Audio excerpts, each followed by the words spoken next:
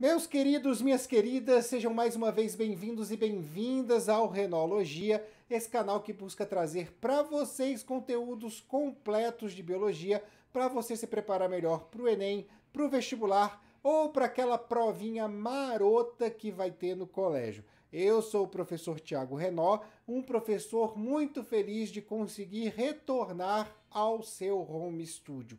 Por que isso? Eu estou trabalhando presencial todos os dias, afinal de contas eu sou coordenador pedagógico de uma escola aqui em São Paulo, e aí quem tomou conta desse espaço foi a minha digníssima companheira, a minha amada companheira, porque ela está usando o espaço para criar os seus conteúdos para o TikTok.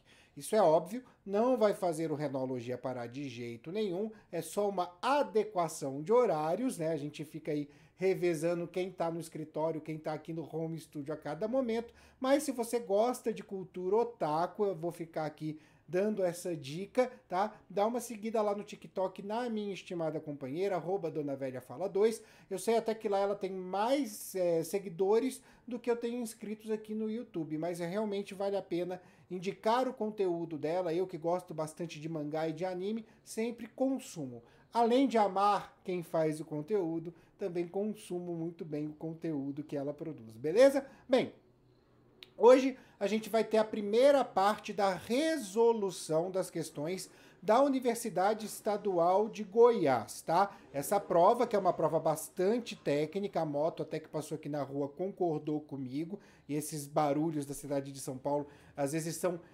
impossíveis de se tirar do ambiente, tá? Mas é uma prova bastante técnica que pede aí algumas informações muito específicas e a gente vai observar isso na resolução dessas questões. As 8 primeiras questões são questões até mais brandas em relação a esses detalhes, mas as 8 últimas questões são questões que realmente têm uma especificidade de conhecimento muito grande e muito pontual, tá? Então muita atenção nisso.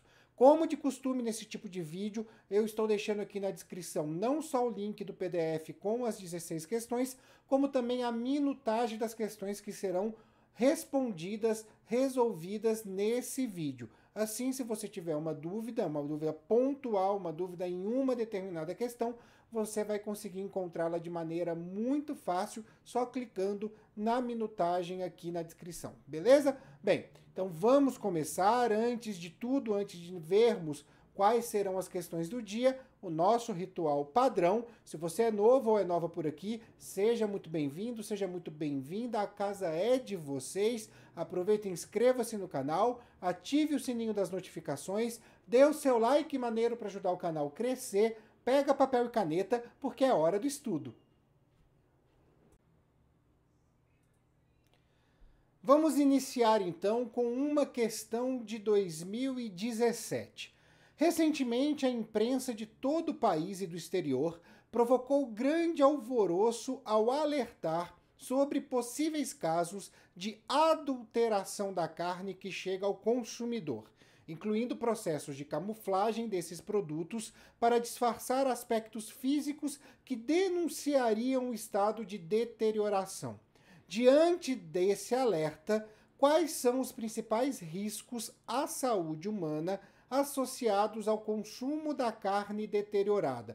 Acho que vale a pena aqui a gente fazer um à parte, tá?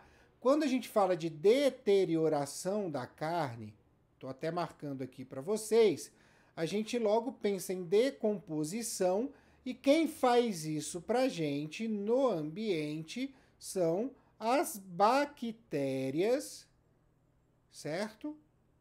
E os fungos. Esses são os nossos agentes decompositores. Então, é óbvio que a resposta pode puxar por esse lado, e aí a gente já tem, pelo menos aqui, alguns distratores reconhecidos só por pensar que estamos falando de bactérias e fungos. Então vamos às alternativas.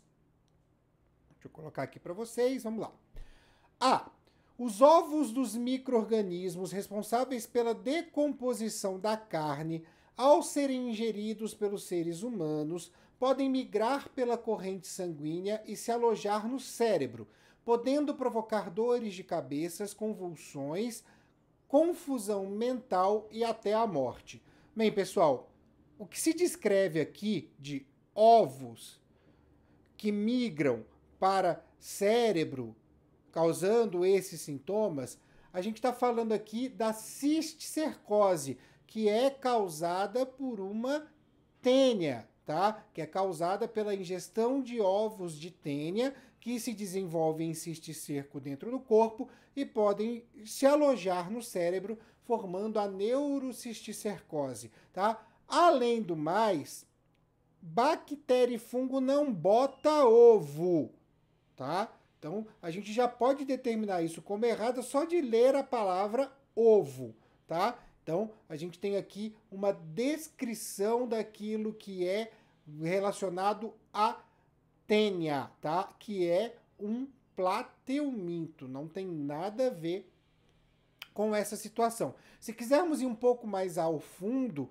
tá? A gente adquire a neurocisticercose quando a gente come quando a gente ingere água ou alimentos contaminados, geralmente são de origem vegetal, porque a gente irriga, por exemplo, a verdura com isso. Quando a gente come a carne, a gente desenvolve a verminose, né, a teníase, não a cisticercose. Então, está errado de várias maneiras essa alternativa, beleza? B. Micro-organismos presentes na carne em decomposição podem causar infecções, entre as quais a hanseníase, doença altamente contagiosa que pode afetar os nervos periféricos, diminuindo a sensibilidade da pele, com a capacidade de detectar o toque, a dor, o calor e o frio, de modo que as pessoas infectadas podem queimar-se, cortar-se ou ferir-se sem perceber. Ele descreve aqui perfeitamente a hanseníase, que é causada por uma bactéria, sim, a Mycobacterium lepre, porém não é adquirida, essa infecção ela não é transmitida pelo consumo da carne, tá? Então, por esse motivo, nós temos aqui a alternativa errada, certo? Deixa eu subir aqui, para a gente ver as outras três. Ao serem ingeridos, os micro-organismos e suas toxinas presentes na carne podem causar desde uma simples diarreia e ou vômito, reações de intoxicação alimentar e forma de expelir partículas nocivas, até quadros mais graves de infecções gastrointestinais, principalmente se forem provocadas por bactérias resistentes, como as salmonelas, que em alguns casos podem causar lesão no tecido intestinal. Bem, aqui a gente está falando de uma infecção por uma família de bactérias chamada Enterobacteriáceas, no qual a gente tem a Escherichia coli, a gente tem a Yersinia, a gente tem a Salmonella, e isso sim, né, que são bacilos gram-negativos intestinais, e aí nós temos sim a questão de ter uma infecção, de ter uma ação, uma patogenia no trato digestório, que afinal de contas é quem vai receber para digerir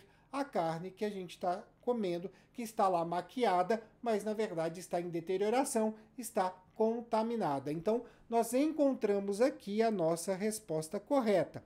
Mas nós vamos confirmar se essa resposta está correta analisando as alternativas D e E. Se você estivesse fazendo vestibular agora, você já poderia nem ler a D e a E, mas a gente vai aqui confirmar porque a gente precisa ter essa certeza em um vídeo que prepara para o vestibular e prepara para o Enem, certo? Então a D. Pessoas que consomem carne deteriorada têm grande risco de desenvolver câncer, pois os tecidos da carne nesse estado possuem células cancerosas que, ao serem ingeridas, podem infectar as células saudáveis do trato digestório humano, causando a multiplicação desordenada dessas células e o surgimento de tumores. Aí a gente está tratando o câncer, gente, como uma doença infecciosa, uma doença que pode se proliferar de pessoa para pessoa, tá? Ou então de objeto para pessoa. Se fosse assim, a gente entraria numa ala de oncologia do hospital e sairia de lá contaminado. Não é assim que a coisa funciona, tá? O câncer, ele vem de uma alteração das nossas próprias células, não de uma célula que vem de um alimento ou de qualquer outro ser vivo que entre em contato conosco, tá? Pode acontecer do câncer ser uma mutação no nosso DNA, pode acontecer do câncer ser motivado por conta de um vírus, então o DNA viral acaba fazendo com que a célula se torne cancerígena, porém é algo que acontece com a nossa própria célula, não é originado da célula de um outro organismo, tá? Então, a alternativa D está incorreta, está errada, e a E: nessas condições, a carne não serve mais como fonte de nutrientes, pois esses foram consumidos pelos micro-organismos decompositores,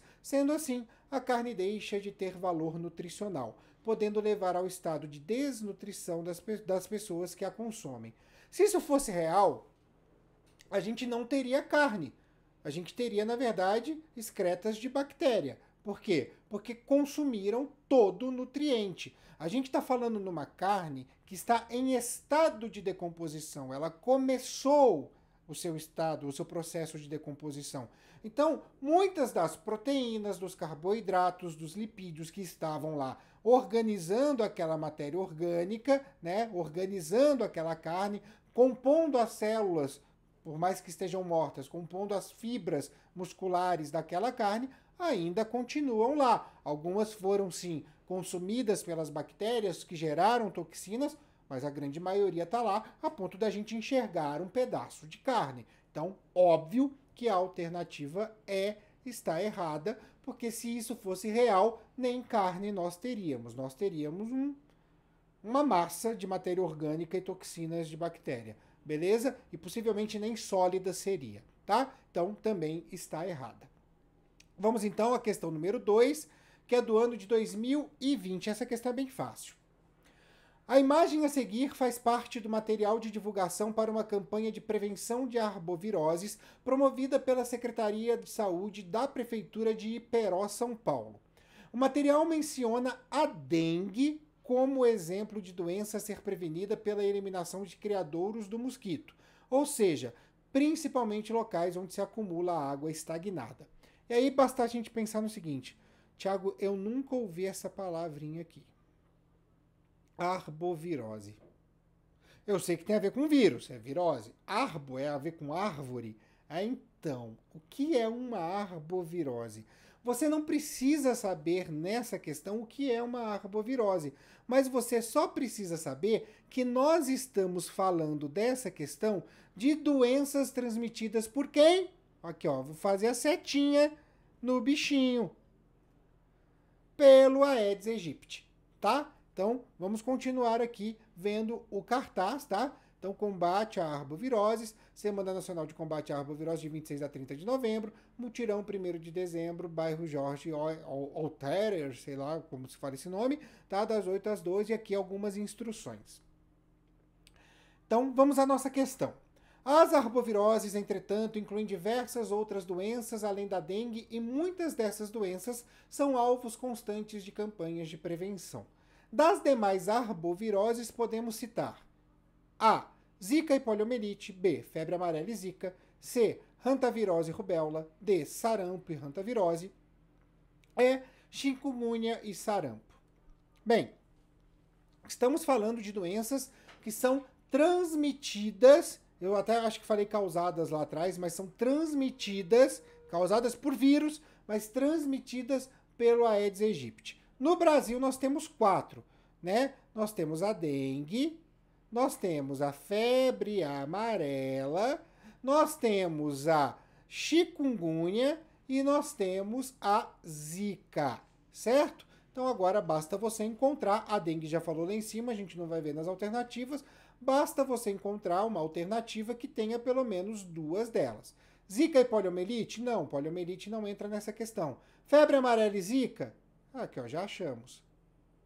Hantavirose e rubéola? Não. Sarampo e hantavirose? Não. Chikungunya e sarampo? Também não. Só tem a chikungunya e o sarampo não é. Então, aqui tá fora. Então, alternativa B. Essa é a nossa alternativa correta. Muita atenção com isso, beleza? Bem, vamos então à nossa próxima questão. Questão número 3, de 2019. Eu gosto muito dessa questão, já inclusive tem um vídeo sobre o transporte de gases que cita um pouco esse contexto aqui. Quando ocorrem períodos prolongados de estiagem em diferentes regiões brasileiras, observa-se um aumento no índice da ocorrência de doenças respiratórias. Nesse contexto, ressalta-se a importância de determinadas medidas profiláticas para favorecer um melhor desempenho do sistema respiratório humano, onde ocorre a troca gasosa por difusão. Durante a hematose, ocorre a difusão do gás carbônico para o meio externo e de oxigênio para o meio interno, né? Aquela troca gasosa nos alvéolos pulmonares. Esses gases são ligados ao pigmento respiratório proteico denominado hemoglobina, que se localiza nas hemácias. Conforme o gás ao qual a hemoglobina se liga, um diferente composto é formado como apresentado a seguir. Então tem hemoglobina mais oxigênio, a oxihemoglobina. Hemoglobina mais gás carbônico, a carbohemoglobina. E hemoglobina mais monóxido de carbono, a carboxihemoglobina. Vamos lá para a nossa questão. Sobre as características dos compostos resultantes dessas ligações, verifica-se que alternativa A, oxihemoglobina é um composto estável, mas pouco disponível nos alvéolos pulmonares. Bem, gente, a ligação da HB, né, da hemoglobina, deixa eu ver se vocês estão enxergando isso aqui. Então, da hemoglobina com o oxigênio não é um composto tão estável assim. Por quê? Eu preciso de instabilidade para que a difusão, a pressão exercida pela difusão, pela diferença de concentração de oxigênio e gás carbônico, né, nas células em nível tecidual e no ambiente, para que ele rompa essa ligação e o oxigênio possa, então, desgrudar da hemoglobina e ir para o tecido, tá? Se for uma ligação muito estável, eu não consigo fazer esse transporte. E também, né, não posso dizer aqui que está pouco disponível nos alvéolos pulmonares. Pelo contrário, ela está muito disponível porque eu preciso captar muito oxigênio naquela região. Então, a alternativa A está incorreta. B. Carbo e carboxihemoglobina são instáveis, assim como a hemoglobina livre. Gente, a carbohemoglobina, ela é instável. Eu, inclusive, falei para vocês naquele vídeo que eu citei aqui, que ela não dura muito no organismo e a grande maioria do gás carbônico que nós transportamos no sangue não é pela união com a hemoglobina, e sim pelo tamponamento sanguíneo, né, formando lá os íons bicarbonato, tá? Então ela é um composto instável, sim. Mas a carboxihemoglobina, não. Ela chega a durar 2 horas, ou seja, quando eu ligo o monóxido de carbono à hemoglobina, essa ligação demora mais ou menos 2 horas para ser desfeita. É extremamente estável, tá? Então, por esse motivo, a gente tem a alternativa B como uma alternativa incorreta. C. Carbohemoglobina é um composto estável, é muito abundante no organismo. Eu acabei de comentar isso, né? Não é um composto estável e não é muito abundante porque a gente transporta a grande maioria do nosso gás carbônico por tamponamento sanguíneo. Oxihemoglobina, alternativa D, oxihemoglobina é um composto instável complementado por íons. Não é complementado por íons, tá? Não tem nada a ver. Os íons a gente vai ver no transporte do gás carbônico, formando íons bicarbonato no sangue. Então, está errado. E a E, óbvio, né, vai agora por eliminação. Carboxihemoglobina é um composto estável, porém letal por asfixia, tá? Por que letal por asfixia? Se essa informação está te dando dúvida. Se eu consumo muito, se eu inalo muito monóxido de carbono e eu vou então prender as minhas ligações com as hemácias durante 2 horas, não adianta eu colocar oxigênio em nível pulmonar, porque eu não terei hemoglobina suficiente para transportá-lo para nível tecidual, já que eu tenho aí essas ligações ocupadas pelo monóxido de carbono. Então, obviamente, é um fator que causa a asfixia, a saturação sanguínea pelo monóxido de carbono, tá? Por isso a alternativa é correta. Até vale aqui a curiosidade, quando a gente para de fumar, e eu parei de fumar há um tempo, né? Uma das coisas que a gente escuta daqueles benefícios do parar de fumar é que em 2 horas o seu nível de oxigênio no sangue se estabiliza. É justamente por conta disso, porque o cigarro contém monóxido de carbono e quando você não fuma, faz 2 horas que você fumou o seu último cigarro, o seu nível de oxigênio ele volta ao normal porque o gás carbônico e a hemoglobina se separaram, beleza? Questão número 4. Essa é um presente da prova de 2017. As doenças sexualmente transmissíveis, DSTs, têm se expandido mundialmente por diversos fatores. Dentre eles estão o início prematuro da atividade sexual, a falta de informação e o descaso com as medidas de prevenção. Hoje, inclusive, até o descaso muito maior que a falta de informação. Muitos jovens têm se preocupado mais com a contracepção e negligenciando a profilaxia das DSTs ao não usar métodos de barreira. Qual método de contracepção também pode ser útil como prevenção de doenças sexualmente transmissíveis?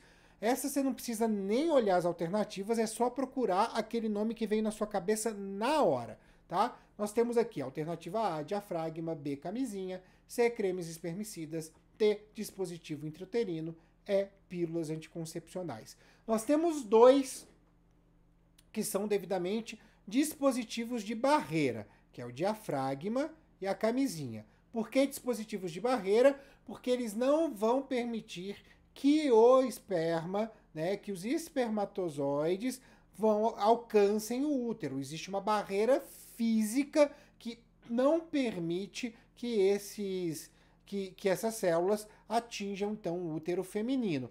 Porém, deles, apenas um recobre todo o canal vaginal ou todo o pênis. E a gente está falando, obviamente, da camisinha. Então, é ele que também previne as doenças sexualmente transmissíveis, hoje mais conhecidas como infecções sexualmente transmissíveis, as ISTs. Tá bom? Questão número 5. Temos aqui um texto. E eu, quando peguei essa questão, foi muito engraçado, porque eu lembrei praticamente da 3ª temporada inteira de Doctor Who, que é minha série preferida, que o David Tennant, que é o 10º Doctor, o meu preferido, vive falando do sumiço das abelhas, né? Ah, as abelhas estão sumindo, isso é um fato interessante, a gente precisa se preocupar com as abelhas sumindo e tal. Então, me remeteu a esse momentinho nerd, tá? Então vamos lá. O despertar das abelhas, educação ambiental e contexto escolar. Então a gente tem o nome das pessoas aqui, até os e-mails e tal, não sei o quê, porque é uma pesquisa de universidades públicas. E aí a gente tem o resumo. As abelhas são de extrema importância para a manutenção da vida no planeta. Todavia, esses insetos estão em um processo acelerado de desaparecimento. Esse processo acaba afetando a prestação de serviços da polinização e indicando uma maior atenção para as ações sustentáveis. Uma forma de minimizar esse problema é a educação ambiental no ambiente escolar. O presente trabalho teve como objetivo a sensibilização dos alunos de ensino fundamental com relação à importância biológica das abelhas e a sua relação com o homem. Os alunos do 6º ano participaram de 3 etapas: verificação de conhecimentos prévios, aula de campo e apresentação de filme e aplicação de questionário final. Os resultados mostraram que, inicialmente, a maioria dos sujeitos investigados desconheciam a importância das abelhas, bem como sobre o seu desaparecimento. No entanto, as atividades realizadas mostraram um efeito relevante sobre a percepção e conhecimento dos alunos com relação ao tema abordado. Vamos então para a questão. O trabalho transposto na imagem, fala aqui imagem porque realmente é uma imagem, eu só pus em forma de texto aqui, teve como objetivo sensibilizar pessoas quanto à importância biológica das abelhas e a relação delas com o homem.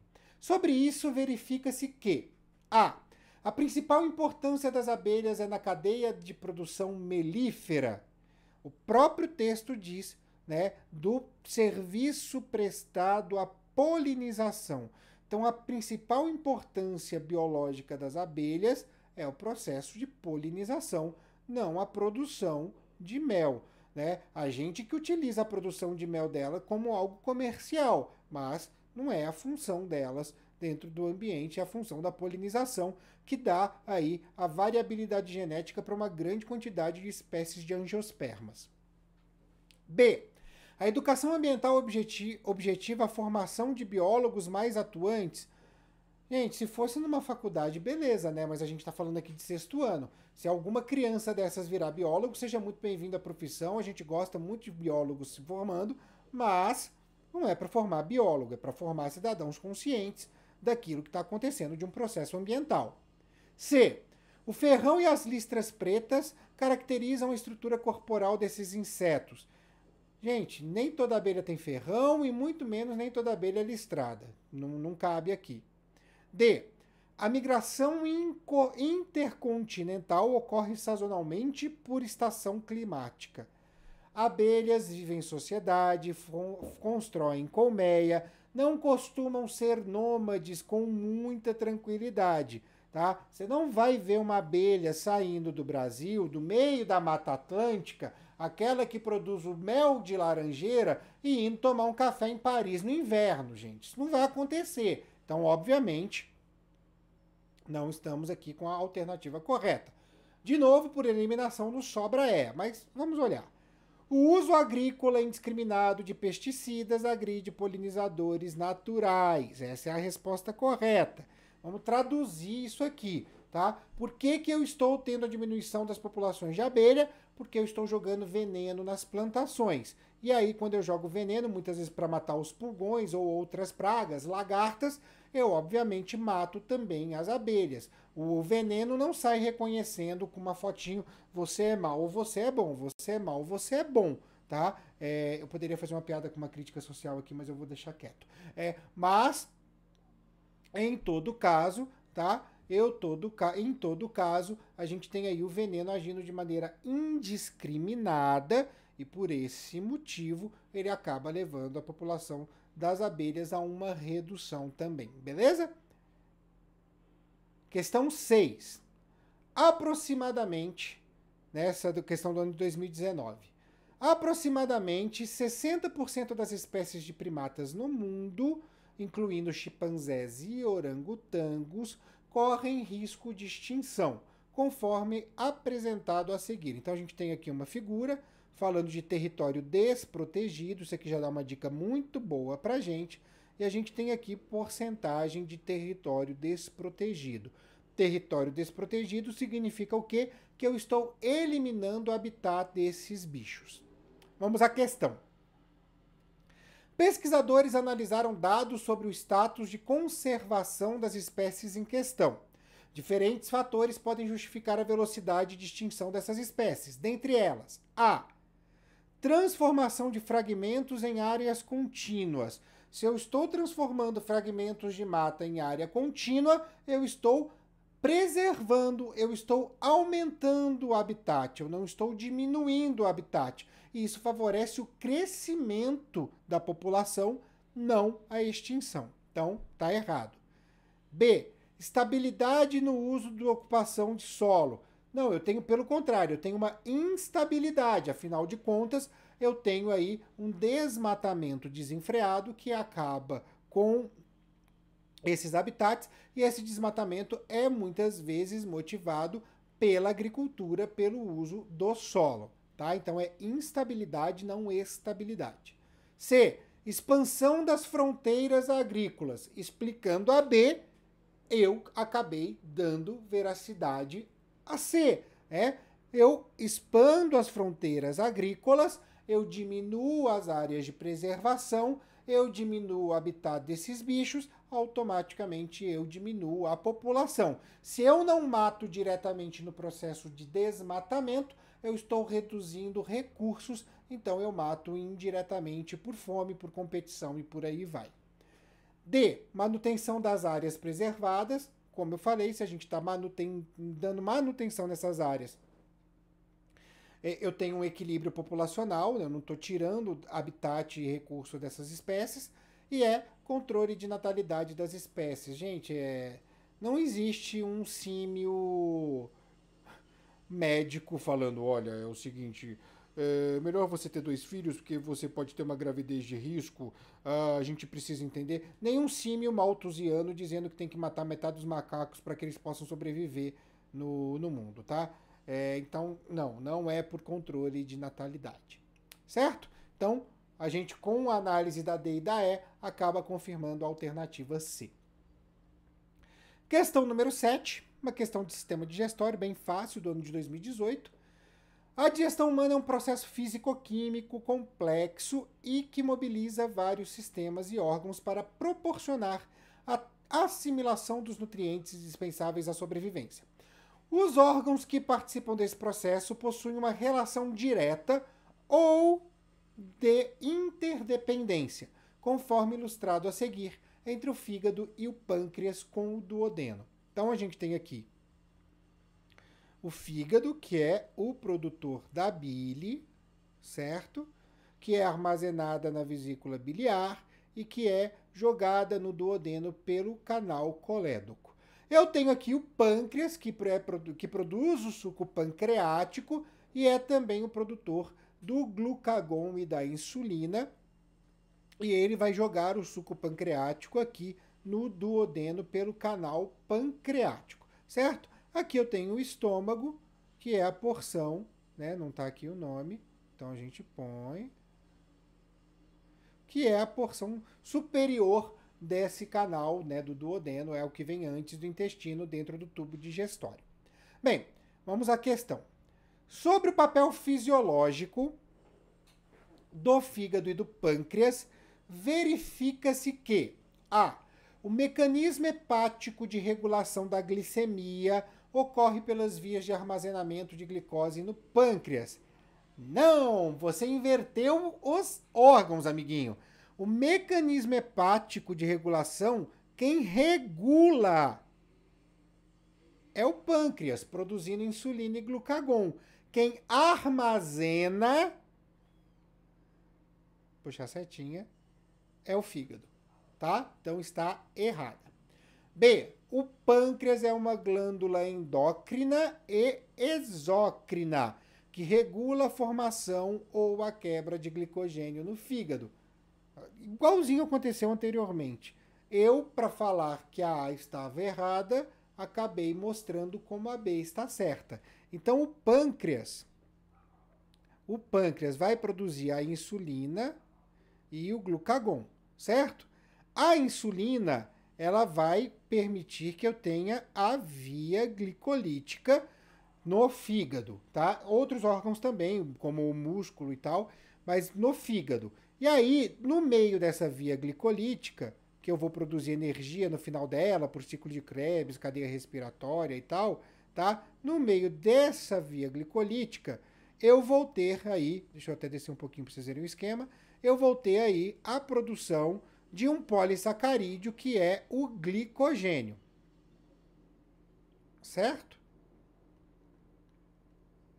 Que é uma reserva energética nossa, tá? E o fígado é um dos grandes armazenadores de glicogênio. Quando eu tenho glucagon, né? Porque se eu tenho a insulina, eu não tenho glucagon. Se eu tenho glucagon, eu não tenho a insulina.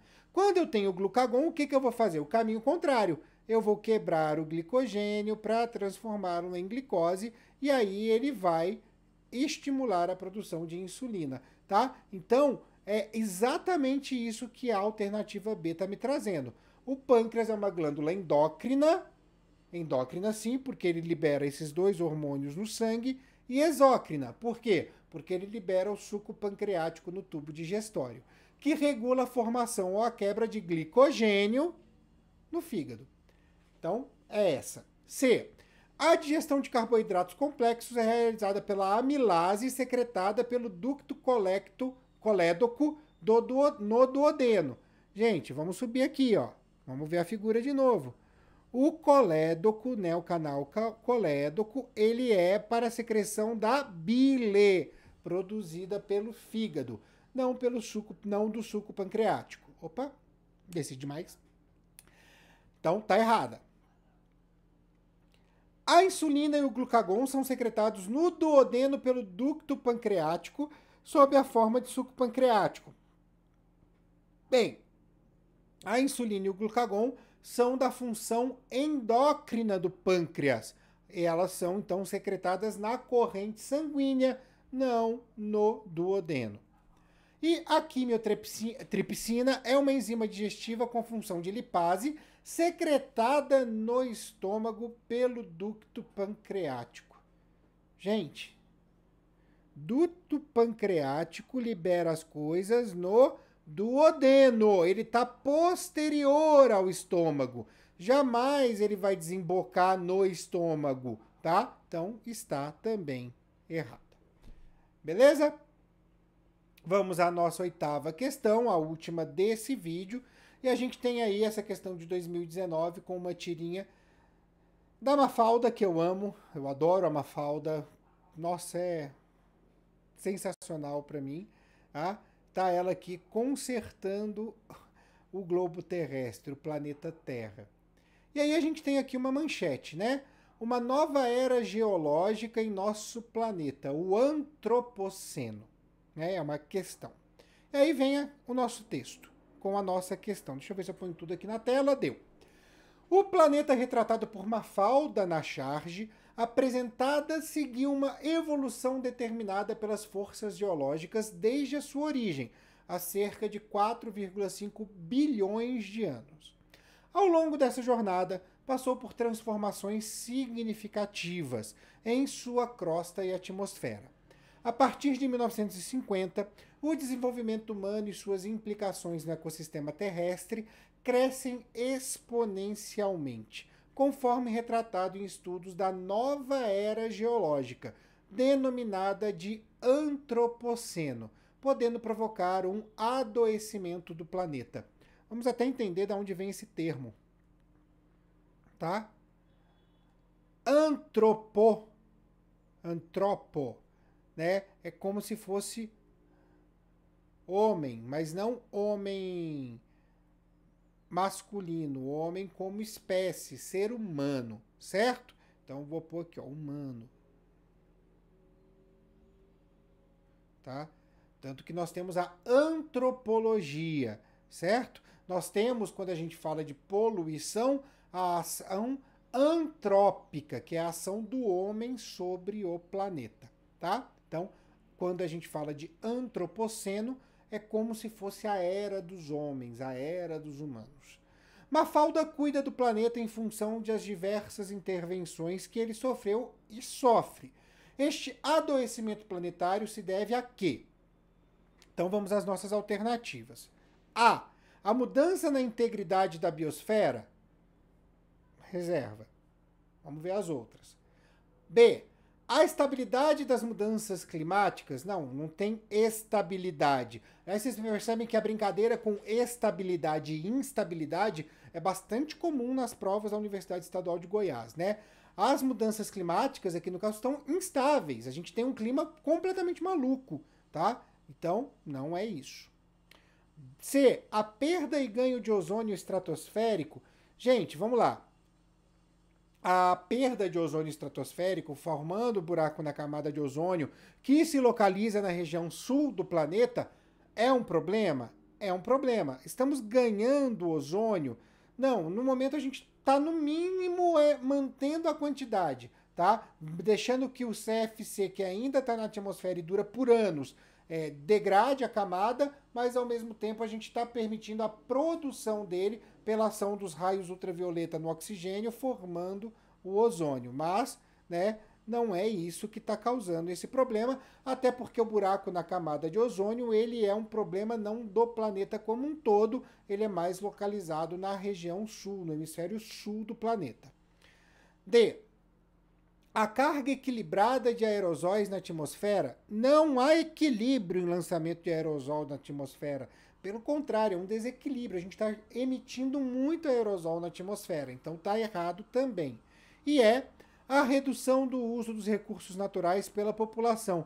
Seria lindo, mas na verdade a gente não está reduzindo, não. A gente está aumentando. Tá? Aumentando. Então não pode ser a E. Sobra, obviamente, a mudança na integridade da biosfera. Biosfera, que é um conjunto de porções de camadas da atmosfera, certo? Na qual a gente tem a vida. E aí contempla a troposfera, contempla a hidrosfera e por aí vai, tá? Então, a mudança da integridade da biosfera. E isso é, obviamente, muito amplo, isso é, obviamente, muito, muito, muito complexo, não é um fatorzinho que você descreve com uma simples frase. Por quê? Porque existe um conjunto de ações. Então, quando eu tenho lá, por exemplo, a camada de ozônio chegando mais raios ultravioleta, eu queimo plantas, essas plantas, né, porque muito raio ultravioleta queima a folha, impede a fotossíntese, então eu estou até usando aquilo que foi colocado na alternativa C, tá? Mas para vocês verem que não é só isso. Então eu destruo essa planta por conta da queimadura, ela é base da cadeia alimentar, então ela acaba por conta de ser base da cadeia alimentar, não dando sequência, então eu reduzo a população de consumidor primário, depois eu reduzo a população de consumidor secundário, por aí vai. Eu crio muita matéria orgânica e automaticamente eu crio aí um monte de material em decomposição. O material em decomposição vai produzir gás carbônico, vai produzir metano, vai aumentar o efeito estufa, vai criar aquecimento global. Então tá tudo interligado. Tá? Isso vai acontecer de uma maneira sistêmica no planeta, não vai acontecer só na região sul por conta da camada de ozônio. Se a gente quiser tirar a camada de ozônio do cenário, então, para justificar ainda mais eu posso falar do desmatamento da Amazônia, que evapora não sei quantos milhões de litros de água por dia, e aí quando eu tenho desmatamento eu evaporo menos água, automaticamente eu tenho menos água seguindo pelos rios aéreos, eu tenho então uma menor frequência hídrica nas regiões centro-oeste e sudeste do Brasil, na região sul, então eu causo uma escassez de água. Tá aí, gente, é tudo uma mudança que acontece na biosfera e que gera, obviamente, esses desequilíbrios ecológicos em um planeta doente, certo?